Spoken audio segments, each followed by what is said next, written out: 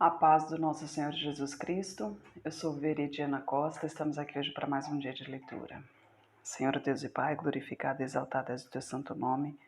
Muito obrigada, Pai, por mais um dia de vida. Agradeço por sua bênção e por sua proteção. Muito obrigada, Senhor, pelos teus livramentos, Pai. Por favor, nos abençoe nesta leitura, que cada palavra sua, Senhor, seja ensinamento em nossas mentes e em nossos corações, nos inspire e nos direcione sempre a Ti, em nome de Jesus.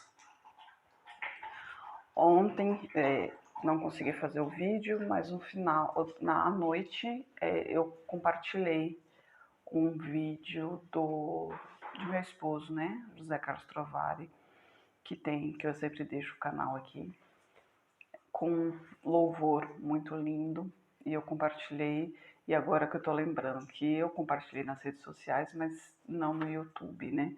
Então me perdoe vocês que seguem ao canal aí, que acabaram ficando sem ouvir ontem, né? Mas a gente dá continuidade aqui hoje na leitura, lembrando que estamos no livro dos Juízes. Hoje a gente vê o capítulo 10. Lembrando, né, que o filho de Gideão matou os 70 irmãos, né, para reinar em Israel. Mas Deus enviou um servo, né, um profeta, que profetizou a morte de Abimeleque se ele foi constituído rei pelo fato de ter nascido ali no meio do povo, ou se foi constituído rei por Gideão, né, por ser um servo do Senhor. E, como concretizou a profecia aqui, obviamente a gente vê que realmente ele foi constituído como rei pelo fato de morar ali, de ter nascido no meio do povo, né? Agora no capítulo 10 a gente vê Tola e Jair julgam a Israel. E depois de Abimeleque se levantou para livrar a Israel Tola, filho de Puá, filho de Dodô, homem de Sacar, e habitava em Samir, na montanha de Efraim. E julgou a Israel 23 anos, e morreu e foi sepultado em Samir. E depois dele se levantou Jair, gileadita, o qual julgou a Israel 22 anos. E tinha este 30 filhos, que cavalgavam sobre 30 jumentos. Tinham 30 cidades, as quais chamavam Avote Jair, até o dia de hoje. Estas estão na terra de Gileade. E morreu Jair e foi sepultado em Camon.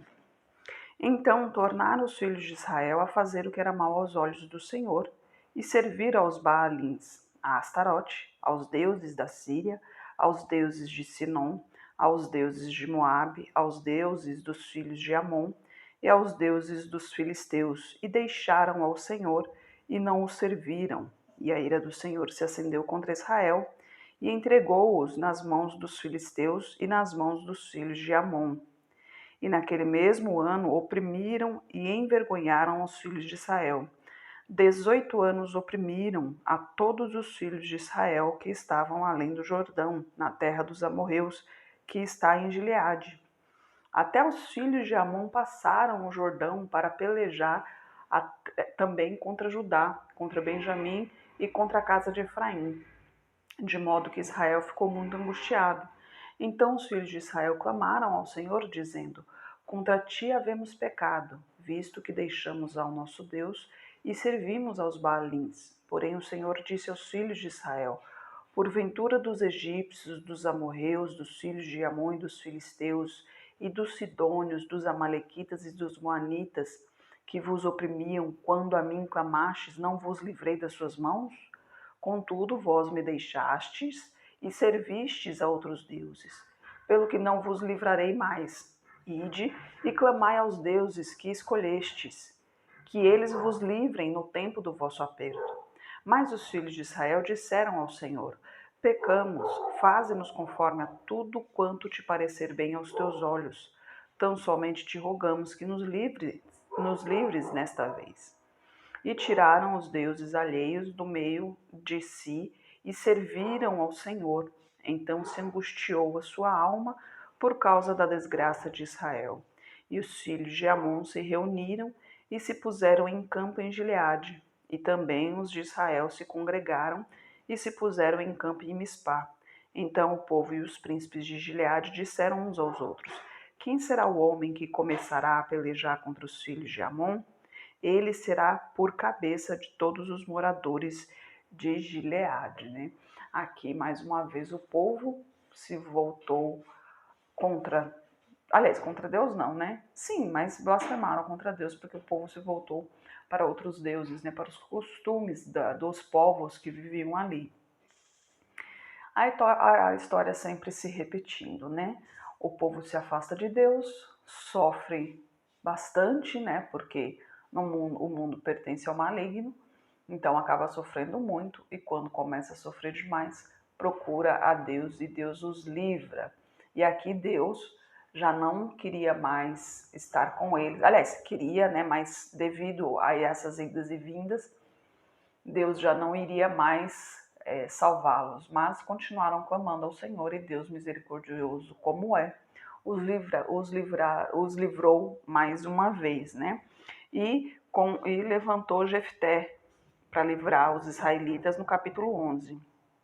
Então Jefté, o gileadita, homem valoroso, porém filho de uma prostituta, mas Gileade gerará a Jefté. Também a mulher de Gileade lhe deu filhos, e quando os filhos desta mulher ficaram adultos, expulsaram a Jefté e lhe disseram: Não herdarás na casa de nosso pai, porque és filho de outra mulher. Então Jefté fugiu de diante de seus irmãos e habitou na terra de Tobi. E homens levianos se ajuntaram a Jefté e saíam com ele. E aconteceu que depois de algum tempo, os filhos de Amon pelejaram contra Israel. E sucedeu que os filhos de Amon pelejassem contra Israel, foram os anciãos de Gileade buscar a Jefté na torre de Tobi.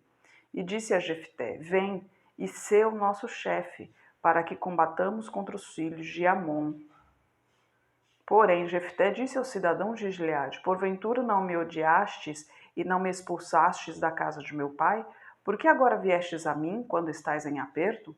E disseram os anciãos de Gileade a Jefté: Por isso tornamos a ti, para que venhas conosco e combatas contra os filhos de Amon, e nos sejas por chefe sobre todos os moradores de Gileade.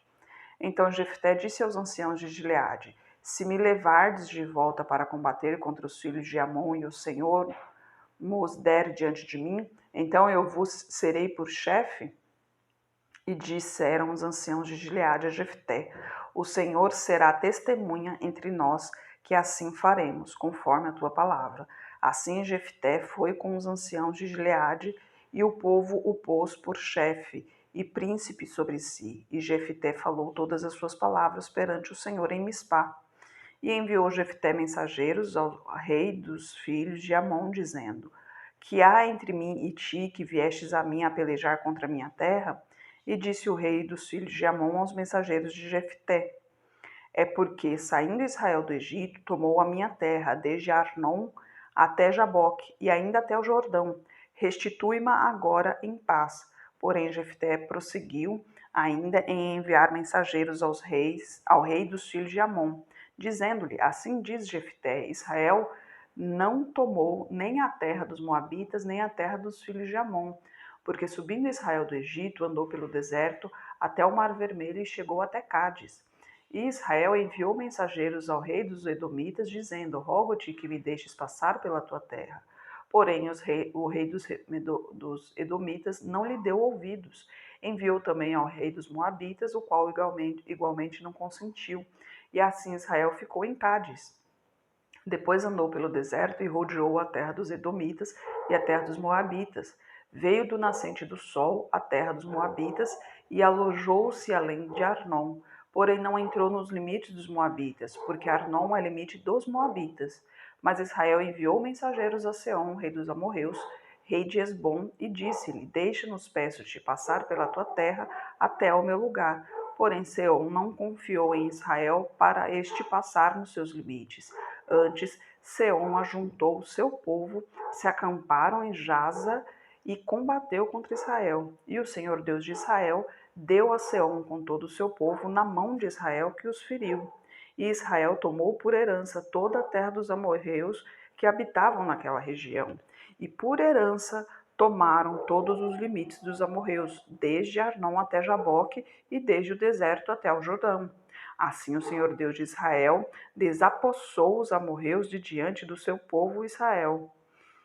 E os prostituirias tu? E os possuirias tu? Não possuirias tu aquilo que Quemos, teu Deus, desapossaste de diante de ti? Assim possuiremos nós todos quantos o Senhor nosso Deus desapossar diante de nós. Agora, pois, és tu ainda melhor do que Balaque, filho de Zippor, rei dos Moabitas? Porventura contendeu ele em algum tempo com Israel, ou pelejou alguma vez contra ele? Enquanto Israel habitou 300 anos em Hesbom e nas suas vilas, em Aroer e nas suas vilas, e em todas as cidades que estão ao longo de Arnon, por que não o recuperastes naquele tempo? Tampouco pequei eu contra ti, porém tu usas mal comigo em pelejar contra mim. O Senhor, que é juiz, julgue hoje entre os filhos de Israel e os filhos de Amon. Porém, o rei dos filhos de Amon não deu ouvidos às palavras de Jefité, que Jefité enviou. Então o Espírito do Senhor veio sobre Jefité, o qual atravessou por Gileade e Manassés, passando por Mispá de Gileade, e de Mispá de Gileade chegou até os filhos de Amon. E Jefté fez um voto ao Senhor e disse: Se totalmente deres os filhos de Amon na minha mão, aquilo que, saindo da porta de minha casa, me sair ao encontro, voltando eu dos filhos de Amon em paz, isso será do Senhor e o oferecerei em holocausto. Assim Jefté passou aos filhos de Amon a combater contra eles, e o Senhor os deu na sua mão, e os feriu com grande mortandade, desde Aroer até chegar a Mininite, 20 cidades, e até Abel-Queramim. Assim foram subjugados os filhos de Amon diante dos filhos de Israel. Só uma pausa aqui, que ele fez um voto a Deus, né? A gente falou sobre isso em um vídeo desses aí, que a palavra de Deus diz, inclusive tem nas leis sobre os votos, né? Em que momento que o voto pode ser quebrado, aliás, quebrado não, cancelado, né? Que no caso com testemunhas e tal. Mas Deus fala, se é melhor não fazer um voto, se você não sabe que irá cumpri-lo. Então é melhor deixar de fazer do que correr o risco de fazer um voto ao Senhor e de repente não cumpri-lo, porque o Senhor cobra, né? Não pelo fato de que alguma coisa de nós tenha, vamos dizer assim, valor para Deus, mas porque Deus nos ama muito e Ele é fiel a nós. Então, quando fazemos um voto, o cumprimento desse voto é a confiança que Deus depositou em nós. Nós não podemos, Deus é fiel para conosco, nós não podemos ser infiel para com Ele. Então devemos seguir sempre os seus mandamentos, as suas leis, os seus preceitos, e se temos um voto, devemos cumpri-lo. E isso não só para Deus, né? No dia a dia, muitas vezes as pessoas têm costume de prometer as coisas e não cumprir. Então é melhor não prometer nada, né? Porque palavra dada não volta atrás.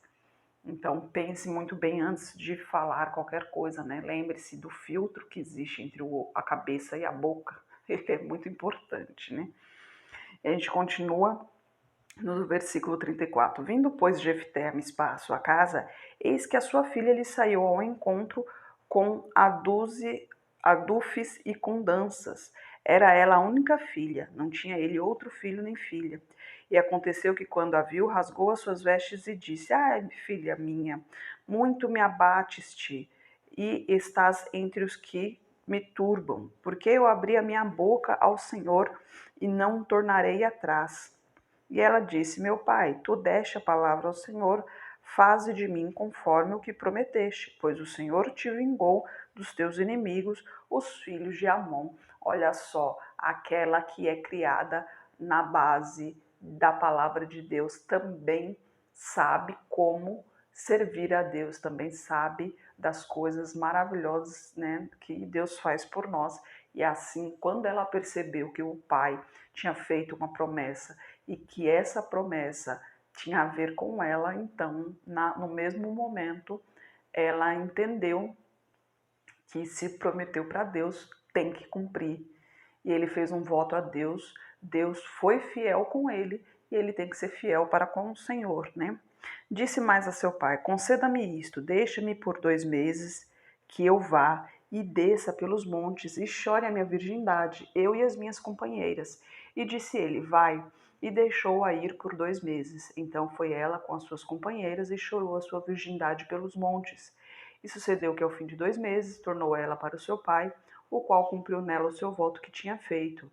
E ela não conheceu o homem. Daí veio o costume de Israel, que as filhas de Israel iam de ano em ano lamentar por 4 dias a filha de Jefté, o gileadita. Em relação, né, ao chorar a sua virgindade, é um costume daquela época, né, que seria um momento de reflexão, afinal de contas, ali, daquele momento em diante, a sua vida seria totalmente para Deus, né? Não só a sua vida espiritual, mas a sua vida carnal também, pois ali o pai, como prometeu que a primeira pessoa que saísse iria ser para Deus, e a primeira pessoa que saiu foi sua filha, então ela não poderia mais andar ali no meio do povo, né? Não poderia mais ter, vamos dizer assim, não poderia formar uma família, porque a vida dela seria totalmente para o Senhor. Então, quando nós fazemos uma promessa, temos que cumprir. E aqui mesmo, o Jefté, ele na hora que viu a filha, né, ele se arrependeu de ter feito o voto. Mas, como ele conhece muito bem ao Senhor, ele confirmou o seu voto, ele realmente cumpriu com o que prometeu. Por quê? Porque Deus cumpriu com o pedido dele, né? Deus o abençoou com o pedido que ele fez. Deus o abençoou não foi pelo voto, porque independente de nós, aliás, nós não, porque eu não tenho filhos, né? Mas independente dos pais guiarem seus filhos para o caminho do Senhor, mas isso não depende dos pais, né? Tem sim que ensinar, procurar sempre mantê-los no caminho do Senhor, aconselhar, né? Ler a palavra juntos, ir aos cultos juntos, né? Louvar juntos, sempre procurar fazer tudo em família, para que a criança nasça no meio da palavra do Senhor, que ela já nasça aprendendo sobre a palavra do Senhor. Mas isso não é garantia de que realmente a criança, quando crescer, continuará, né, seguindo a Deus, né? Porque até mesmo nós não sabemos o que pode acontecer daqui a um minuto. Então nós temos que fazer a nossa parte, permanecer firme no caminho do Senhor.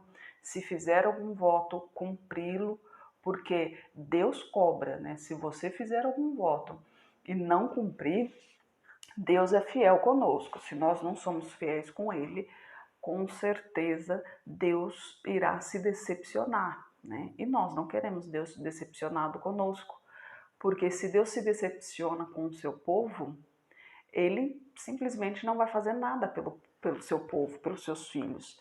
Então, o que acontece? A gente fica totalmente à mercê do mundo. E esse é o perigo, porque quando estamos à mercê do mundo, estamos muito expostos, né? Muito expostos ao demônio. Então, enquanto estamos na presença do Senhor, o demônio não chega perto porque Deus não deixa, né? Não porque somos fortes ou alguma coisa do tipo, muito pelo contrário, nós somos muito fracos.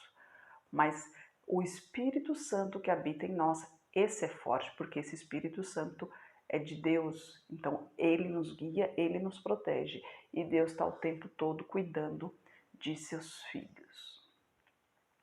Senhor Deus e Pai, glorificado, exaltado és o teu santo nome. Muito obrigada, Pai, por tua palavra, por tua mensagem, Senhor. Eu peço a Ti por essa pessoa que está orando comigo, Pai. Manifeste o Teu poder na vida dela, Senhor. Por favor, toque em sua saúde, Pai, toque em suas finanças, toque em sua vida espiritual, Pai. Em nome de Jesus, Senhor. Eu peço a Ti, Pai, por toda a minha parentela, por toda a parentela de meu esposo. Derrama a Tua unção sobre cada um deles, Pai. Manifeste o Teu poder na vida de cada um e traga todos para o seu caminho. Peço a Ti pelos nossos governantes, pelas nossas autoridades, Que os teus anjos estejam guiando cada um deles de acordo com a tua vontade, Pai. Peço a Ti pelos Teus filhos, por favor, Pai, nos capacite cada vez mais para proclamarmos o Teu Evangelho. É o que eu oro em nome de Jesus. Amém. Que Jesus Cristo esteja em seu coração e que Deus abençoe.